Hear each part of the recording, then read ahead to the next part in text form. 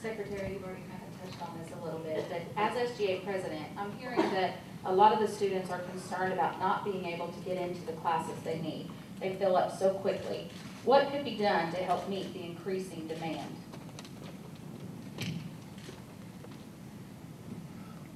The demand is huge, and what's so troubling to me is these are people who want to go back to school, who are doing the right thing, who have waiting lists, who don't have the availability of classes, and that doesn't help them or doesn't help the country. So we have to help community colleges increase their capacity. These are very tough economic times at the local level, at the state level. That's not going to turn around tomorrow. It's going to take some time. That's why I think it's so important that we at the federal level step up and be part of the solution. So our investment in teachers, our investment in infrastructure, if we can get it through Congress, would help places like Wake Tech expand and provide more classes, be open longer hours. There are places where there are waiting lists for a year or two. Folks I've met who are desperately trying to go back and they literally just can't get in the doors. Something's wrong with that picture, and again, we all have to work together to try to fix them. Let me follow up on that with waiting lists. Rita German, where are you? Tell them about waiting lists at Wake Tech. What? We had 5,000 students on our wait list when we started fall term, and when fall term started, we had to release those seats because we didn't have additional space or faculty to teach those students, so they went with that. 5,000 on the waiting list. And last fall, we had how many? That was fall of 11. What about fall of 10? Fall 10's number was even greater than that, around 8,000 students were not served. So that's what we had. Other questions? That was just a comment. Questions? Oh, come on, don't be shy. Yes, sir.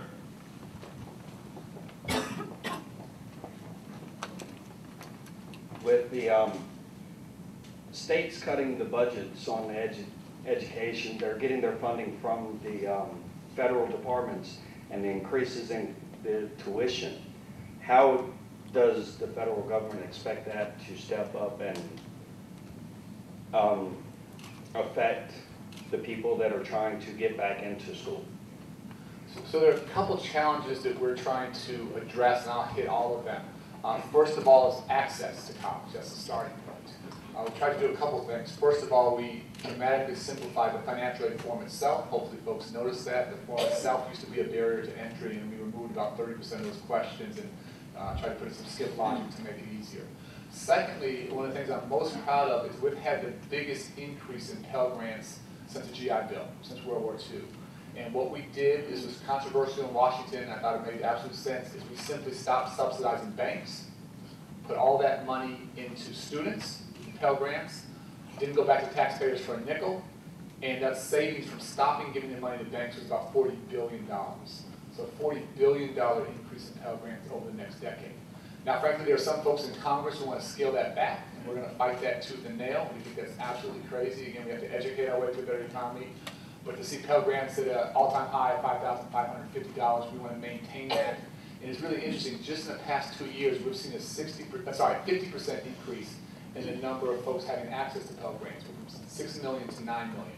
Part of that is due to the tough economy. Part of that is now there are lots of folks who think they want to go back to school. They want to improve their education.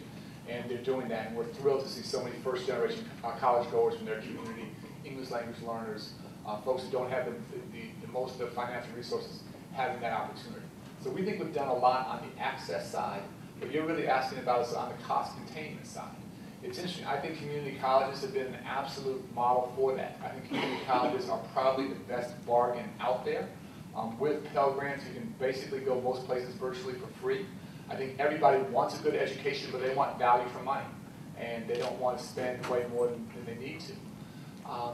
Folks have asked me, can we legislate sort of against universities that are raising their tuition much higher than the rate of inflation? I don't know if that's an appropriate role for us, but what I do know is that we have the best system of higher education in the world. We still do. And we have a couple thousand good choices.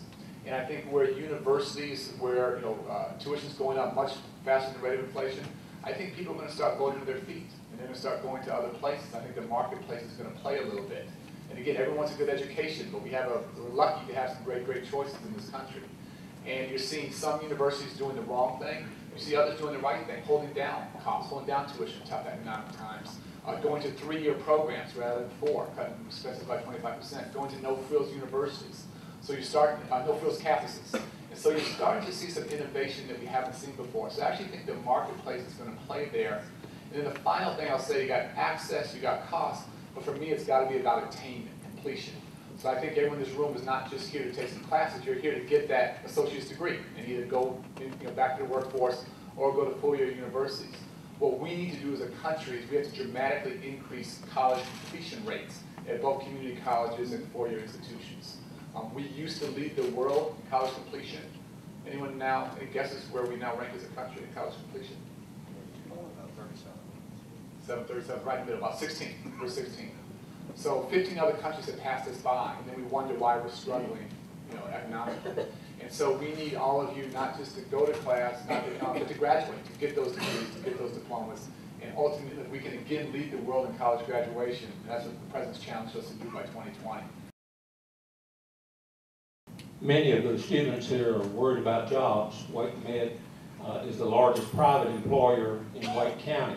And I've asked Janine Martin, the VP for Human Resources, to tell us a little bit about partnering with Wake Tech. Thank you. Well, we've had a long-standing relationship with Wake Tech, and honestly couldn't operate without that relationship. Thank you, Dr. Scott, and all of the other individuals at Wake Tech who have made that happen. We provide clinical rotations to nurses, to nurse aides, to rad techs. In addition to the clinical rotations, we have work-study programs where students who are actually in programs can come and work for us. They work on a very supplemental basis, 8 to 16 hours per week. We provide them with tuition reimbursement in addition to pay for the time worked. And our hope is that then when they graduate, they'll stay with us. And fortunately, we've had almost 100% retention rate of those students. Most of the new graduates that we hire into our nursing program come from Wake Tech, and again, we have a tremendous retention rate. The quality of student that's coming out of this, not only this college, but community colleges across North Carolina is just phenomenal. They are ready to come in, go through our fellows program very quickly and hit the ground running. We've also been able to work with Wake Tech on a very customized program, such as a cardiovascular technology program, patient account representative program, as well as some computer training classes. And my question to you, Secretary, is has your office thought about what we might do across the country, recognizing that the healthcare shortage is going to come around again? We're not feeling it too terribly now, but it is going to happen again, particularly with the aging baby boom population, with healthcare reform and greater access to healthcare. What are we looking at the national level to prepare for that? So healthcare is absolutely one of the fields where we don't think we're going to begin to have enough folks to step in and do that critically important work if we don't continue to support it. So over the next 3 years, we were lucky with labor, this Trade Assistance Act, TAA, to have $200 billion allocated. So each year over the next, we did it this year, next 3 years, $500 million a year that we're going to put out, not just in healthcare, but significant investments there, where you have these great public-private partnerships that are leading to real jobs. That's the basic criteria that we have. And I just thank you so much for the partnership. I was just going to, if I can come back and ask a question, 2 things.